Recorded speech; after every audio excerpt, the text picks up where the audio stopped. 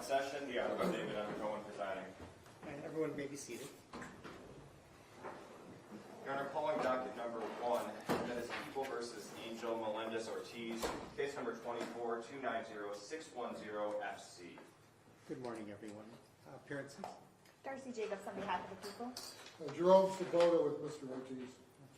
Good morning. I appreciate counsel for our meeting in chambers before the sentencing. Today is the date and time for sentencing in this matter. I'll start by turning to Mr. Sabota. Have you received the PSI report, and have you had an opportunity to review it with your client? I received the report and I reviewed it with my client at the county jail. Okay. Do you have any additions, deletions, corrections, or other challenges to the report?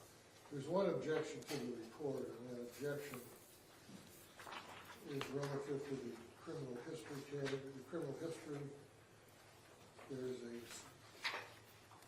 line in the report which indicates that an offense occurred on April the 27th, 2023. This is on page 12. Thank you for the page. It says it's a pending case in Saline. The charge was police officer fleeing and eluding third degree and resisting and obstructing a police officer in OUIL. Mr. Ortiz says that's not him. All right. I show that as number 8 out of 10 if I'm looking at the right Correct. section. I mean, that doesn't change anything relative to the guidelines because it's not included in the guidelines. It's a pending case. What I mean by not included, he's already been maxed out on the PRVs relative to subsequent offenses. And this wasn't scored. Okay. We have our probation liaison present who would have access to these records. Agent Dotson. The warrant was issued on February 24th of this year. And you believe it to be him? Yes, everything Okay. identified as him. It should remain in the report then, and the record will note that the defendant challenged that may not have happened. Okay. Anything additional? There's a couple things additional. Okay. Well, I'm talking about the report itself. No. All right. Do the people have any additions, deletions, or corrections to the report itself? No additions, deletions, or corrections to the report. Okay. The way it proceeds is Mr. Sabota gets elocution first, then to Ms. Jacobs, and you may direct victim impact statements also as you wish. And by law, the person who has the opportunity to speak last, if he wishes to, would be the defendant. Mr. Sabota, There is a statement that I will read last that he wants me to read. noted. Your Honor, there was a COB agreement with the court that the COB agreement in relation to the guidelines, the court would not exceed 37 months. That's completely misstated. Well, the COB agreement, we put the guidelines on the record. Okay. It would not exceed top of guidelines, and you said 37 months, which is obviously a misstatement. No, it would not exceed the top of the guideline range. And the guideline range at the time was the same guideline range as here. Which is 37 years, not months. Yeah, I'm sorry, 37 years. I didn't mean to say that. I misspoke the amount. But what I'm saying is the guidelines as scored are the same guidelines that we anticipated, which was, I think it was 22 and a half to 37 years, but not 37 months. I'll get the range for the court right now. But it was not months, it was years. So I don't know whether the court is going to honor that agreement and stay within those guideline ranges. But it's not months, it's years. Ms. Jacobs, your understanding of the COBS agreement? My understanding of the COB agreement was the court would sentence the defendant within the guideline range. Within the guideline range. It wasn't a commitment to the bottom number. No, I didn't say the bottom. I said you'd stay within the range of the guidelines, which was 22 and a half to 37 years. Okay. Ms. Jacobs, anything for the record on that? No, the court did indicate the cause was to guidelines, and I do agree as calculated. The guidelines are 270 to 450 months, which would be 22 years to 37 and a half years technically. I'm sorry, 37 and a half years. I went spoke when I said it's 37 months. All right? Okay. Now, that's what the court indicated as which caused them to plead. If you remember, when we appeared, I appeared for the day of trial. I was told that my client wanted to plead no contest based on the conversations that were had for the prosecution had listened to in the jail. It came as a surprise to me that he wanted to plead. but that's his choice to plead. He wanted to do that because he wanted to acknowledge responsibility. There's been a multitude of victim impact statements. I've gone through them all, but the most important, they all have various information. They want him to do life. They basically think he should be executed. There's information in those statements which are not correct, indicating his prior convictions for robbery and prior conviction for this one. He doesn't. But the most impressive statement was by a bridesmaid, and the bridesmaid, and I'm not going to put her name on the record, I would urge you not to. but I'm going to indicate what she said. And she said that, she was a bridesmaid and she was very good friends with Jennifer. And she said to the court, "I'm a psychiatrist by profession. It doesn't take a profession to know how devastating Jen and Ryan's loss is for their 6 children. Our enormous extended family and the community, as per defendant, Mr. Melendez-Ortiz, bears responsibility. But upstream effects that led to this horrific outcome should not be ignored. We now have decades of evidence that police chases disproportionately kill innocent bystanders. After Jen and Ryan's death in January, in March of 2024, which is subsequent to the chase, Michigan State Police amended their chase policy so that pursuits can only occur if there's probable cause that a life-threatening violent felony has occurred. Under this policy, a chase would not have been initiated for Mr. Melendez-Ortiz. This change in policy is too little, too late for Jen and Ryan. It could have prevented their deaths, but it does not bring them back. Permissive chase policies exist around the country, despite a comprehensive report from the San Francisco Chronicle detailing over 3,000 deaths due to police chases from 2017 to 2022. It's 2:25. We have the technology to locate and hold people accountable in so many different and crucially life-sparing ways. We can't bring Jen and Ryan back, but it's our responsibility to imagine and create a better world for their children and the rest of our ancestors to inherit. Part of this is by ensuring that perpetrators of harm be prevented from causing more of it. This includes Mr. Melendez-Ortiz, but also our police forces that are becoming increasingly militarized and violent toward the people they are sworn to protect and serve. We have all our roles to play, me as a psychiatrist, you as a judge, both of us along with everyone else as community members. We must use the power we have, speak up, and come together to build something better. In this case, I hope power is not used to demand punishment alone.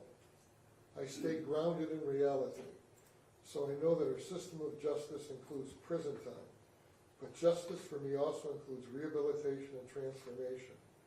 I hope that Mr. Melendez-Ortiz is able to hold Jen and Ryan in mind and pursue education, recovery, and advocacy as he serves his time. In the same spirit, I hope that the system that failed the defendant and in his upbringing continues to fail many of our most marginalized can transform as well. I will do my part to ensure it, and I hope that everybody touched by this tragedy and its ripple effects feels empowered to demand positive change. We all deserve a world where everyone can grow and thrive. Thank you for your time, and I won't read who signed it. He was a psychiatrist that advises the court, and this went to the court. I got this from the court of the prosecution, that she was a bridesmaid at the wedding. And I think the court should really take all the factors into consideration. This thing started as a chase for a stolen car. That's all the information the police had. They had the flex system, they had a stolen car, and they had a helicopter. And the helicopter is shining over the car, and the police come and they box him in and he runs. I'm not excusing the running, but the police then chase him at 100 miles an hour, basically in the early morning hours when traffic is light. And they go from approximately 8 in Greenfield, they go up to the Lodge or up to Northwestern Telegraph, they go northbound on Telegraph, he crosses over and they keep chasing him and they go southbound on Telegraph, eventually goes the wrong way, and there's the collision.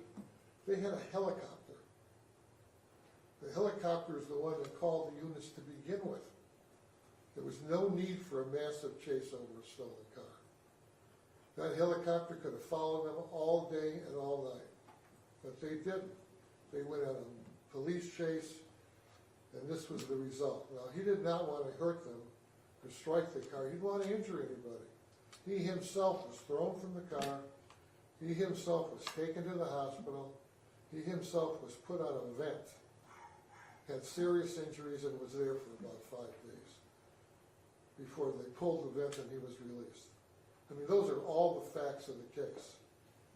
And unfortunately, 2 people were killed. Now, had there not been a crazy police chase in the middle of the night, maybe this wouldn't have happened. And what's going on now, and we can see in Warren and other parts of this city alone, Detroit, Warren, we have police officers chasing people for stolen cars. And there's an innocent party or innocent parties that are harmed. Doesn't excuse his behavior. But when you look at what this doctor is saying, it gives you a reason and pause as to why this happened to begin with. And I think the court should also take that into consideration. Now, he's 37 years old. The court gives him 37 years, which is the top of the guideline range. My math says he's, 74 before he's released? Which is basically a life sentence. I'm asking for a sentence in the middle of the guidelines.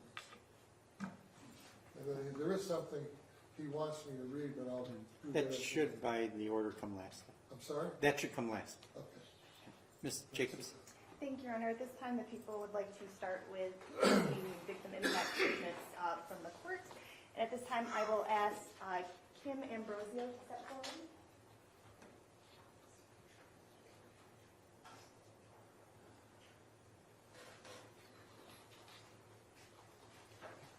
Welcome. I'm sorry you have to stand here today.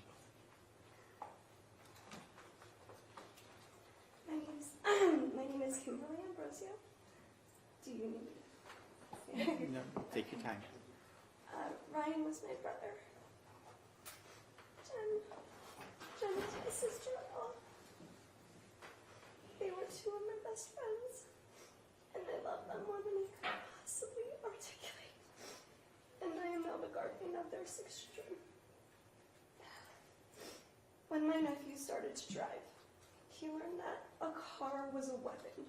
He learned that this ton of steel on wheels was a dangerous weapon to wield, and he had to do so responsibly. When Mr. Melendez-Ortiz got into that car, he took this weapon, aimed it at my brother and sister-in-law, and obliterated them from this earth with a force of over 100 miles an hour. Obliterated.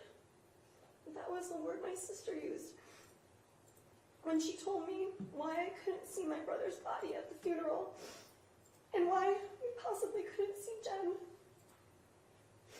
And their children never got to see his face again. But that's the smallest of opportunities that these children have lost by this heinous crime. 2 of the kids were only in preschool. The oldest was just in 4th grade. I had to hold one of the girls while she wept, saying 8 years. 8 years is all I got with them. Their parents weren't just killed. These children were robbed of an entire lifetime of experiences that could only come from living with Jen and Ryan. They weren't the life of the party. They were the party.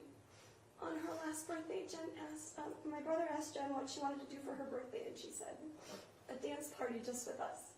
And Ryan recorded it, and it was one of the first things the kids looked for after they were lost. It was one of the sweetest things I've ever seen. They put on music and party lights, and it's clear that the kids loved dancing with their parents, but I think Jen and Ryan might have loved it more. Jen and Ryan brought joy and love wherever they went and poured it abundantly over their children. These kids were meant to continue that legacy, and instead of learning that charisma, they're in therapy, learning what it means to lose your solid ground.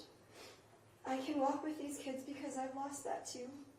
My brother and Jen were my go-tos. They were the ones I went to if I wanted to watch a scary movie or play poker or quote obscure lines from ridiculous movies. We went through almost every escape room together at our favorite place, and I have boxes of games we still had to play. Jen tried to learn the guitar from my brother with me. And when we lost them, I didn't know how I could do those things anymore. I didn't want to touch a guitar, play poker. If a movie came to my head, it would break my heart because no one else could understand. And I feel incomplete without them here. So I can only imagine the loss their children must be feeling.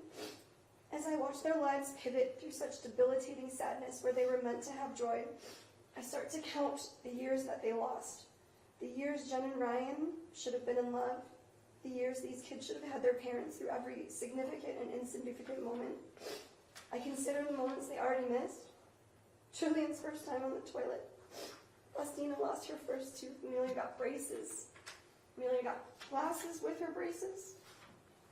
Benedict's kindergarten graduation. Marie Grace's first basket during a game. Raphael being shockingly good at soccer. And the moments that are still to come. Every prom, every graduation, every wedding, every grandchild. All these years that were owed to 6 beautiful and innocent children. And all the years owed to my strong and vibrant brother and sister-in-law. Years taken from 8 blameless victims and the community that continues to love and mourn them. These years add up to lifetimes stolen. Please forgive my frankness, but I must say that it would be an injustice and a grave mistake to sentence Mr. Melendez-Ortiz to anything less than life in prison. He took a weapon, a car that he didn't even own and was legally forbidden from driving, and he ended the lives of my brother and sister-in-law and robbed their 6 children of the lives they should have had together as a family. I implore you to consider that the legal restrictions on Mr. Melendez-Ortiz have not stopped him from killing, and in my capacity as guardian to these children, I must insist that keeping him behind bars is the only way we can ensure people are safe from his destructive behaviors and prevent the world from losing people as special as Jen and Ryan. I believe we've lost more than enough as it is. And I know that you mentioned that, we just want him to be executed, whatever. That's not what it is. It's just the justice that we're seeking for these children, the justice that we're seeking for the lost. Because in the end, it was his actions that led to all of this. And I'm sorry, but you're not responsible. Thank you. I appreciate your strength and your the things you're doing to care for the children and the strength of your family. And I want you to know how much the court is impressed by all of it. Okay.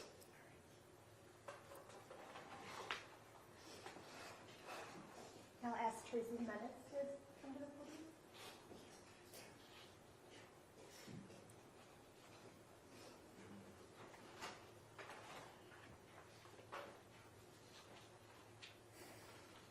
Morning, Your Honor. Good morning. My name is Tracy Jimenez, TracyJimenez. I apologize for having my phone up here, but It's no problem. the attorney quoted my cousin just now, and I wanted to give her a chance to rebut his twisting of her words. So she said, I would not have wanted my words to be used in this way. My words to the judge are being twisted. My statement was to encourage our legal system to take any and all action to prevent a tragedy like this from happening again, from all angles and all root causes of violence, not to allow any person, any piece of this puzzle to avoid accountability and responsibility for the consequences of their actions. As for me, I'm Jen's first cousin. First cousin might not mean a lot to some people, but she was my big sister. I came to this country when I was 2 years old, and we started our lives here living with Jen's family. We've been inseparable all our lives. We did everything together, or at least I wanted to do everything Jen did. I looked up to her. I was maid of honor at her wedding to Ryan. There I spoke in front of over 400 people who came from around the world to celebrate their union. I never thought that a little over a decade later I would be helping to plan their funeral. I'm supposed to tell you the mental, physical, emotional, and psychological impact this crime has had on me, our family, and our community. In the 10 years that they've been married, Jen and Ryan built such a life together and a presence in the community that the amount of people at their funeral more than doubled the amount of people at their already large wedding. There were over 900 people at Jen and Ryan's funeral. I suspect it would have been more if the church had the capacity to hold more people. It was live streamed to friends and family around the world. Priests from all over the area attended the funeral to pay their respects. This crime had a global impact. Hundreds of people who have all been negatively impacted in some way by this crime have received a life sentence.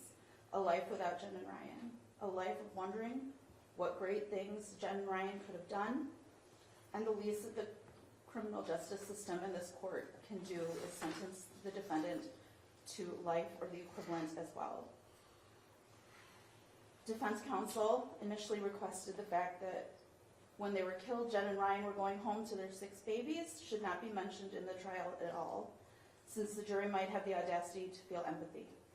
But now with no jury, I get to tell everyone here about the children. In the 18 months since Jen and Ryan were killed, we have celebrated 9 birthdays. We've celebrated countless milestones and holidays. The youngest child, the baby, turned 3 just a few days after his parents were killed. We had to ask a 2-year-old what kind of birthday party his mama was planning for him. It was a Mickey Mouse party. We had to plan a Mickey Mouse birthday party for a 3-year-old while at the same time planning his parents' funeral. Think about that for a second. We had to schedule a baby's 3rd birthday party around the funeral of both of his parents. His birthday will always be around the anniversary of his parents' death. He has been sentenced to life because of this tragic anniversary. A life of only knowing stories about his parents, only knowing them through photographs and videos. The oldest child was 9 when her parents were killed. She has been sentenced to a life of being the one with the most memories of their parents. She'll be in charge of remembering. She is fully aware of what she has lost. What a burden to place on a young child before her 10th birthday. Sometimes I wish that you, the defendant, and everybody working on this case could hear recordings of those nights after their parents' murder, so you can truly, truly understand the stakes. I wish you could hear the children sobbing. I wish you could hear them crying out for their mom at night. I wish you could hear the baby ask for his daddy every single morning until one day he didn't. I still don't know which is more heartbreaking. Our family has been torn apart. We argue, say hurtful things, act out of fear, and constantly live with our grief bubbling near the surface, threatening our relationships. Our relationships with these children will never be the same. We don't have the same relationship that we had when their mother was around to protect their relationship with both sides of the family. We have a large extended family that is very close, as you may have seen by all the letters you received, and it was so important for Jen that her kids be a part of that family. Instead, we are completely heartbroken and now have to navigate a world that none of us chose and that none of us would wish on our worst enemies. Jen's parents and her brother are broken. I can still hear their anguished screams when their son had to break the news to them that their beloved daughter and son-in-law had been killed. Jen's brother moved across the country. He dropped everything to help raise his nieces and nephews. We are all just trying to ensure that Jen and Ryan will not be forgotten, and it is a struggle every single day. Gone is the future of family vacations like we planned. Road tripping to see our large extended family in Chicago like Jen wanted to in April of 2024. Our family was so important to Jen. She kept in constant contact with cousins in Chicago, California, Ohio, the Philippines, and more. They missed our big family reunion last summer. For me personally, since Jen and Ryan were killed, I've been depressed, anxious, fearful, and withdrawn. I don't sleep well anymore. Not since the crash. Now there are days where I am afraid to drive my car. I can say with confidence that this is true for most of our family. We have teenagers in our family who have put off getting their driver's licenses. At a time in their lives that should be exciting, they are instead filled with fear. Fear that one person and one person only caused. I was in a car accident of my own recently, and I was nervous to tell my family, especially the children, despite how minor it was. Because now we hear car accident, and we know that the absolute worst can happen. Your Honor, the defendant has proven time and time again that he should not be out of prison. He was arrested previously and didn't appear in court, and a bench warrant was issued. He has open cases for violent crimes in other courts. He very obviously has no regard for the law. He has no regard for consequences. He certainly has no regard for other people. despite being drunk and high, he was still able to realize the police were chasing him and that he had to run. He knew the consequences of being caught in the moment. Bench warrant for his arrest. He did drugs and went out partying with some woman who may or may not have been there against her will. No car, he stole one. Suspended driver's license, he still drove the stolen car. A police car with lights and sirens on trying to pull him over, and a police helicopter flying overhead. Did he stop? No, he drove the wrong way down a freeway, turned off his headlights, and sped up to over 100 miles per hour. I think that is more than enough evidence to show that if he is ever released back into the world as a free man, even if restrictions are placed, like probation, he will disregard everything and is likely to cause harm again. We do not want this to happen to another family, and everyone knows for a fact that the worst can happen.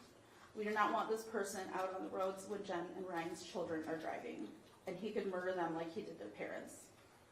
This was not just an accident. This was a series of decisions and reckless disregard for human life that led to the murders of 2 people. A 37-year prison sentence for this series of crimes means that eventually the defendant will be released. Will he be old? Yes, but he will get to live a life again. There are 74-year-olds out driving, and Jen and Ryan will never get to live their life again. We will be re-victimized. The children will for sure be re-victimized. We will live in constant fear if he is back out on the road. If he is released from prison, he would definitely get back out on the road as soon as he can. He has proven through his actions leading up to the trial that he does not think this was a serious crime. He chose to do drugs. He chose to steal a car. He chose to drive the way he did. Just because he didn't leave his home saying, I'm going to murder 2 people today, does not mean that he didn't commit murder, because he did. And he thinks the penalty for taking 2 lives and ruining hundreds of others should be less than 23 years. He clearly does not appreciate that actions have consequences. His attorney just argued again a few minutes ago that this was not his fault and is trying to place the blame on the police. He will continue to be enabled and will be back committing crimes the second he walks out of prison doors. He has not learned and will not learn his lesson. He was and always will be a danger to the community. I had a brief moment in my legal career as a defense attorney. I do believe in second chances, and I know that people can change. I know that people can be a product of their circumstances. But will 37 years in prison change the defendant? He will still get to speak to family and friends, the people in his life who helped him become a criminal and who enabled him. I can confidently say that he will likely reoffend. He will still be able to communicate with friends and family. He can visit with his mom on Mother's Day. When the children visit their mom for Mother's Day, they have to go to a cemetery and speak to her through several feet of cold, hard dirt. Admittedly, I am not familiar with Cobb's agreements, but I'm uncomfortable with anything less than the equivalent of a life sentence here. Many defendants in cases in Michigan have been sentenced to more than that for only 1 victim, not 2. Some defendants had a shorter criminal record. I know that each case is different, but I also know that 37 years is not nearly enough for 2 people and what we have lost. The world will be a safer place if the defendant is sentenced to more than 37 years. Isn't that what this is about? Justice, fairness, serving the community, and making the world a better, safer place. How would we even begin to prepare our family for his return to the roads? We are just at the beginning of our healing journey, unable to really start to heal because we are being re-victimized every time we have to deal with this. The defendant has dragged us through hell, and we are left there. We are constantly suffering in some way every day. We have been sentenced to a life of that. I want to believe that the wheels of justice still work. I want the court to show the children that their parents' lives mattered, that their loss was enough to merit a severe punishment. Jen and Ryan did everything right, by the book. They were upstanding citizens. They went to college, got married, got jobs, raised 6 beautiful, wonderful children. They went to church. They valued their family and friends. They were involved in church, school, moms clubs, and local organizations. They were at a gathering with their church friends the night they were killed. Ryan didn't drink alcohol that night when he drove home.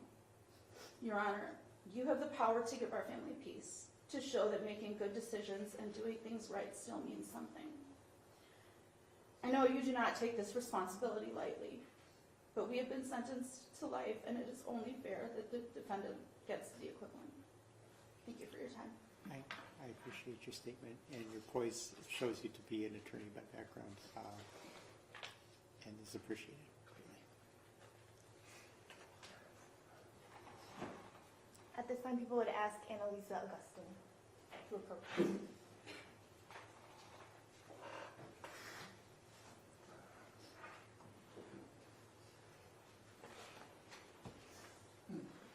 Good morning. My name is Annalisa Augustine, ANNALISA-AGUSTIN.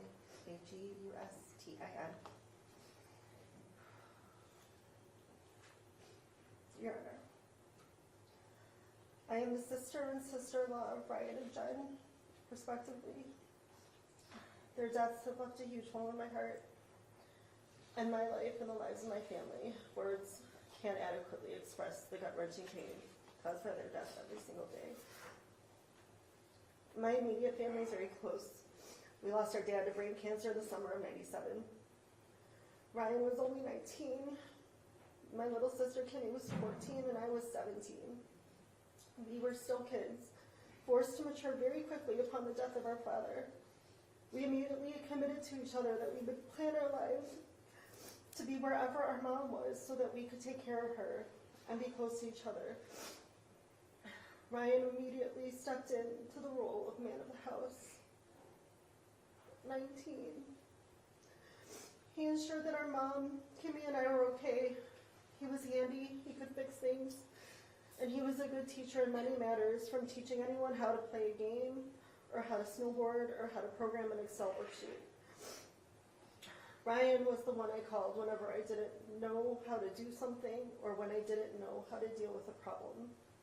He just knew so many things that there wasn't really an area other than sports that he couldn't speak intelligently about. I've lost count of the number of times my heart has broken in the last 17 months. At every moment I reach for my phone to ask him for help. My big brother isn't here anymore and I can't ask him for help. My big brother isn't here anymore and Kimmy and I can't lean on him to help take care of our mom. My big brother isn't here anymore, and my husband, who grew up an only child, has lost his only brother. My big brother isn't here anymore to make me laugh, or to laugh at my stupid jokes that no one else will laugh at. We laughed a lot, and I laugh a lot less these days. My big brother isn't here to make the room more fun and fill it with music and dancing. We love to sing, and we love to dance, and all of us loved how Ryan was his own fun party that we got to attend just by being around him. My big brother isn't here to be a guide and role model for my own 5 sons and 3 daughters. He was an awesome uncle, and they loved him, and they were these children. They were like, he was another dad to them. And you talk about the 6 children, but there are 8 more who have a lifetime of memories with their favorite uncle. He's the godfather to my 2nd son. He would do and did do anything for my children. The effects of losing their uncle are profound. The grief immense, and who knows how Ryan and Jen's death has or will affect us for the rest of our lives. It's not uncommon for any one of them to burst into tears because they miss Ryan and Jen. My oldest son returned to college soon after Ryan and Jen's funeral and required therapy to cope with his tragedy. Ryan and Jen met in 2012, and that's when we met Jen, and we ultimately fell in love with her. And we were thrilled to welcome her into our family in 2013. My own children immediately took a liking to her. They loved her. My baby she was Tita Sleepy. She was the only one who could get him to sleep. She was a beloved aunt to my 8 children, and she was a beloved sister to me, my husband, and Kimmy. There are so many things that I miss about Jen. I loved how well matched she was with my brother. I loved that she was fun and energetic.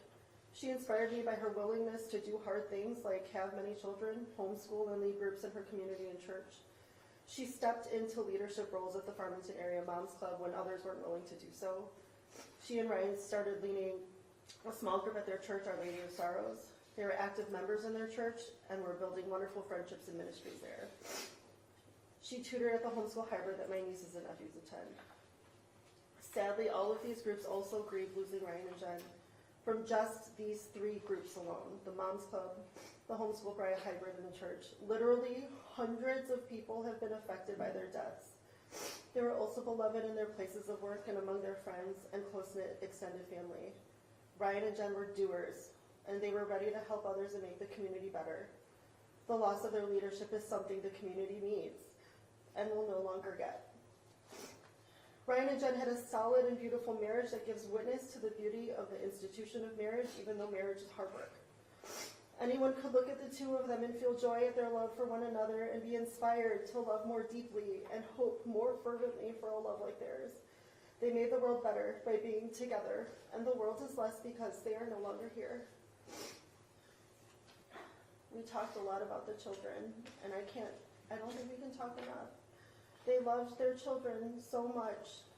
The children knew how much Mommy and Daddy loved them.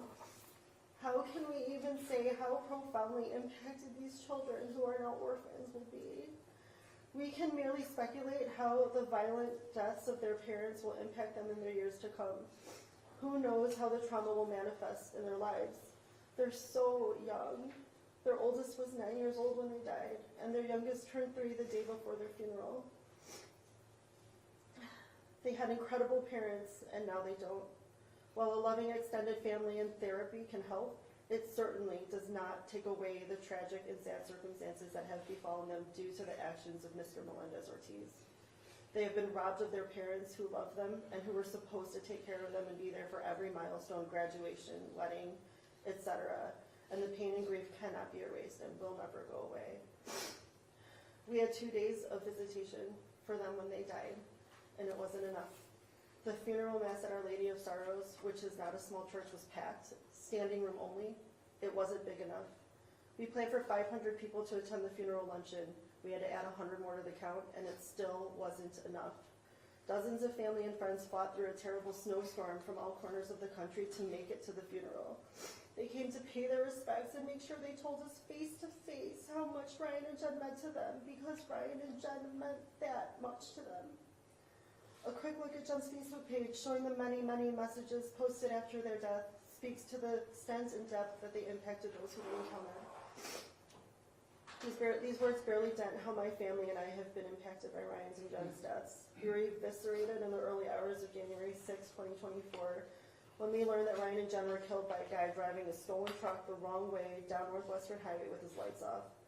My sister Kimmy was babysitting their 6 children and was worried when they didn't arrive at the expected time.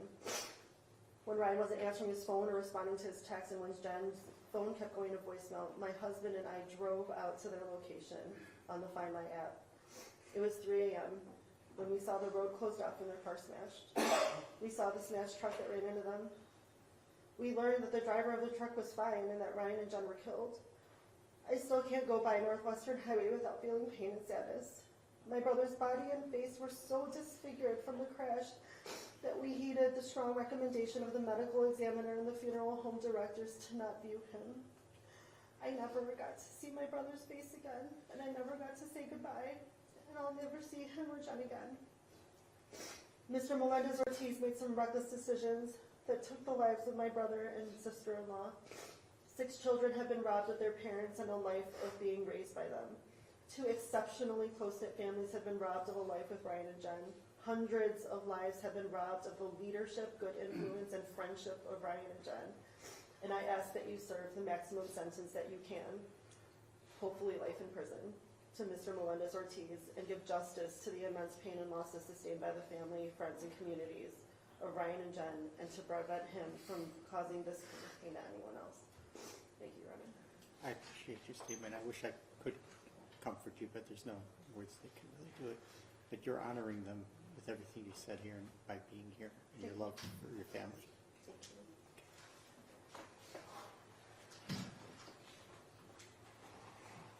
And finally, the people would ask Laurel Dormitorio to approach.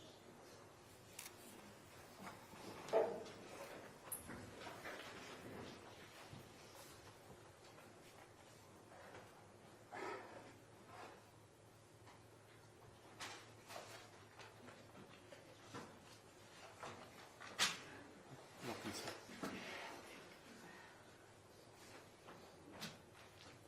Your Honor, my name is Laurel Dormitorio. I'm here with my wife Lily and my son Keith. They are both so upset to talk. Lily and I are the parents of Jennifer, who was the mother to 6 children, ages 4 to 10 years old. Jennifer, Ryan, and the 6 grandkids, 3 girls and 3 boys, were the center of our lives. I am 81 years old and will never recover from this tragedy. I will suffer from this terrible crime for the rest of my life. And this murderer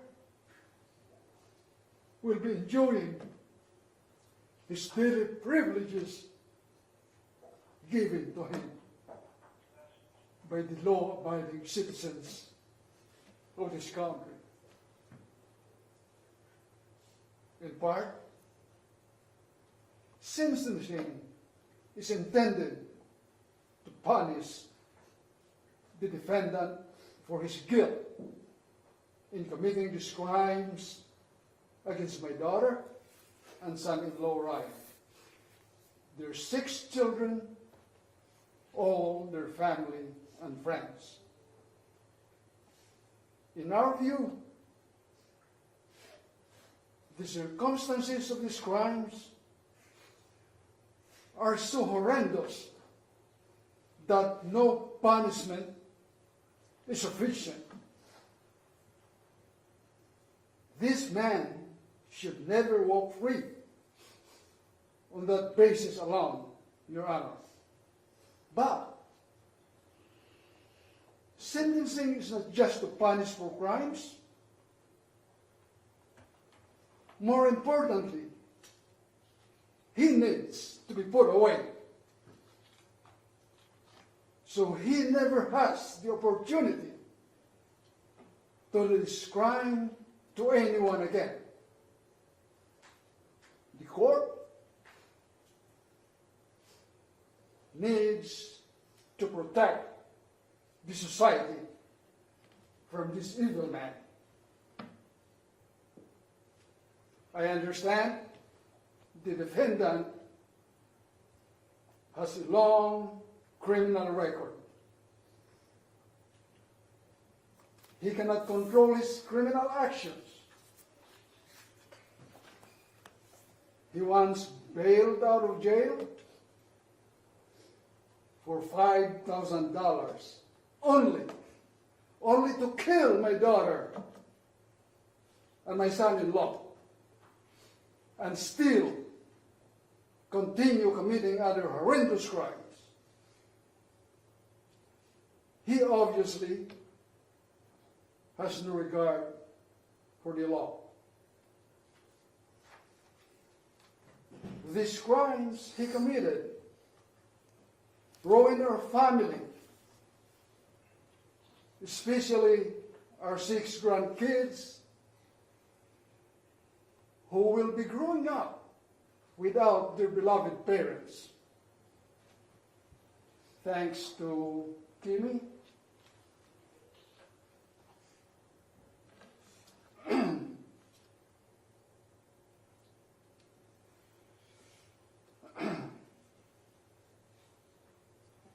my daughter's sister-in-law, who was appointed guardian to my 6 grandchildren. With the help of everybody, my son Keith, my siblings, nephews and nieces. And thank you, Eric and Annalisa, Lily Ambrosio, the maternal grandmother of the kids. Your Honor, for the first 2 months after the funeral of my daughter and my son-in-law, my wife and I helped Kimmy, took care of the kids, transition to the usual routine that they're accustomed with their beloved parents when they were still alive. Like asking each other, every one of them, what is their favorite part of the day?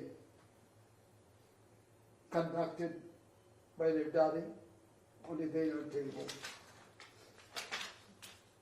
And praying the rosary every night before bedtime.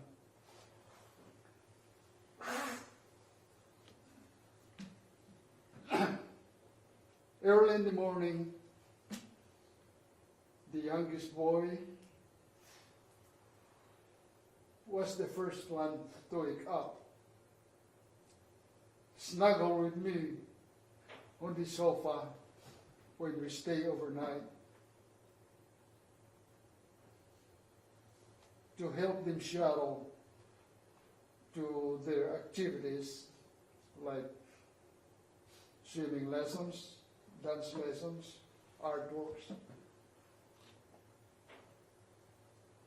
The youngest boy would ask me to tell him a story about his mommy and daddy. Where are they? And when are they coming back?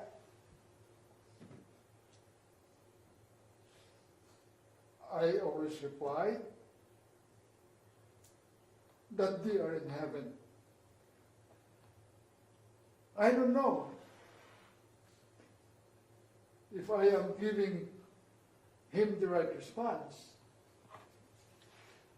For me, those are the most difficult and punishing questions that I have encountered in my whole life. Your Honor,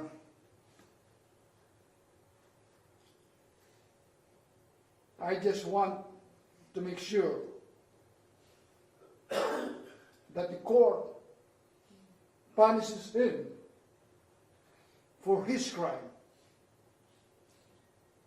and puts him away for the rest of his life without parole.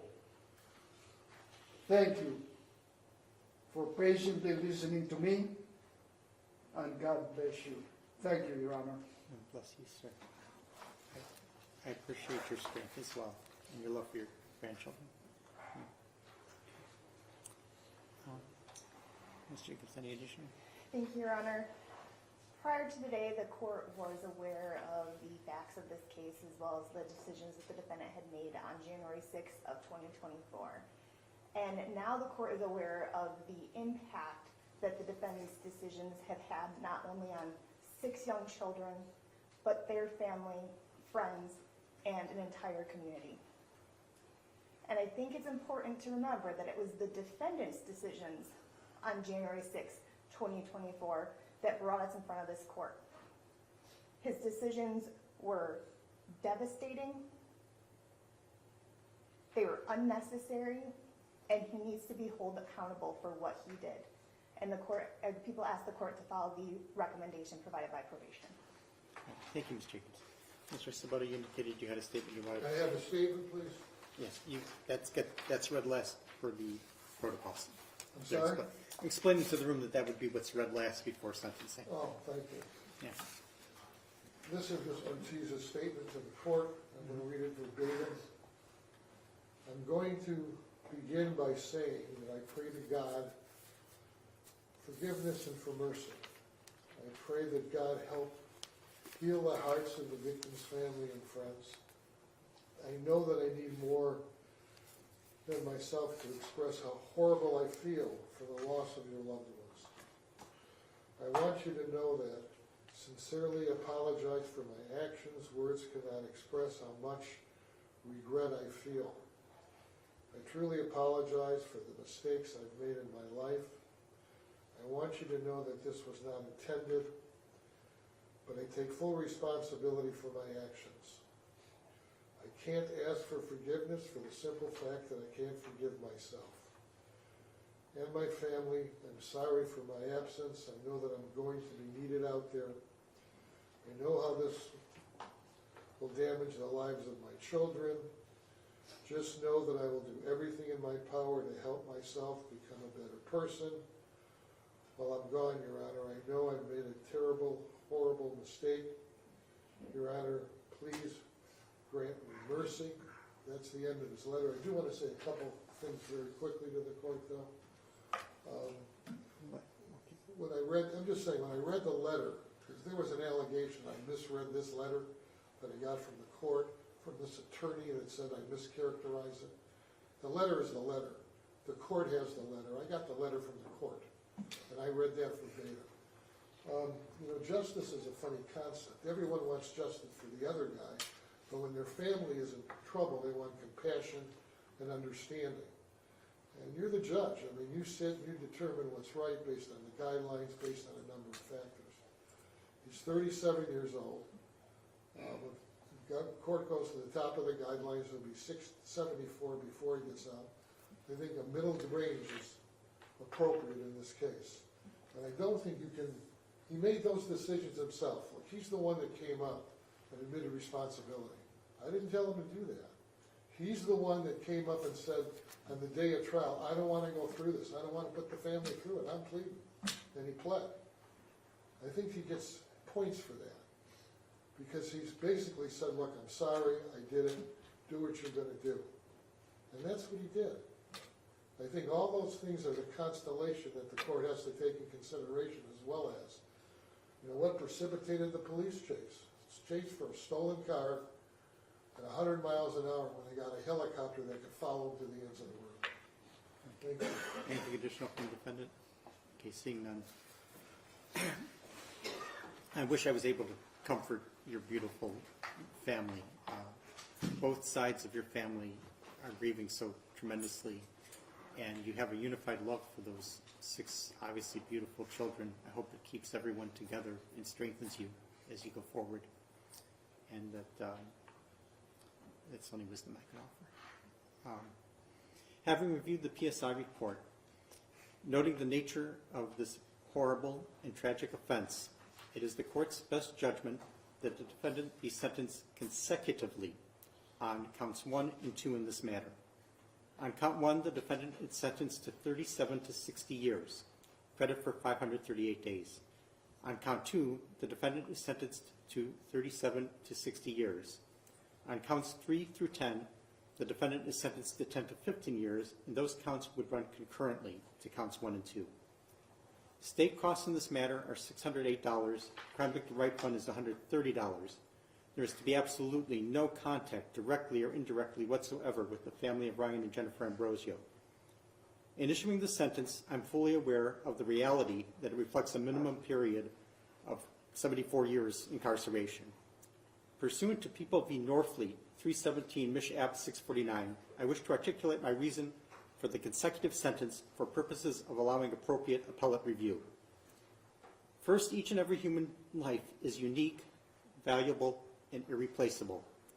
While Ryan and Jennifer Ambrosio are consistently referred to together in the numerous victim impact statements that the court reviewed, they were each individuals that separately and together touched many lives. One sentence for the 2 second-degree homicides would be inappropriate in this instance. The PSI report in this matter indicates that the defendant narrowly avoided a head-on collision prior to the impact that resulted in the deaths in this matter.